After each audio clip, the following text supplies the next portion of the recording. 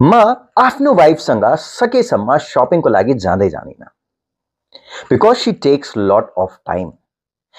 कपडा किन्दै छ भने she goes into the trial room but she does not buy she tries more and त्यसपछि कहीँ गएर कोही कपडा किन्छ कहिलेकाहीँ किन्दै किन्दैन बट म यदि कपडा ट्राई गर्छु भने त्यसमा किन्ने सम्भावना एकदम हाई हुन्छ यही फरक हो मेन र वुमेनको शपिङ बिहेभियरमा विमेन यदि ट्रायल रूम भित्र छिर्छ पनि 75% चान्स छ कि उसले कपडा किन्दै किन्दैन whereas मेल 65% चान्स छ कि उसले कपडा किन्छ women in general enjoy shopping explore गर्न डिस्कभर गर्न उनीहरूलाई मजा आउँछ केटाहरूको लागि शपिङ एउटा टास्क हो छिटोभन्दा छिटो फिनिश गर्न उनीहरूको बाध्यता जस्तो लाग्छ उनीहरूलाई एउटा स्टडीको अनुसार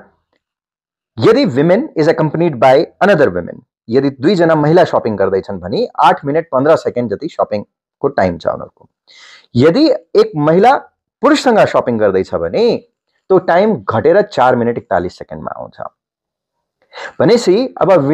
रिटेलरसँग त्यो शपिङको जो विन्डो छ त्यो घटेर आउँछ नाउ टेल मी यदि तपाई रिटेलर हुनुहुन्छ भने यो इन्फर्मेसन यो लिमिटेसन लाइक कसरी एड्रेस गर्नुहुन्छ let me know in the comments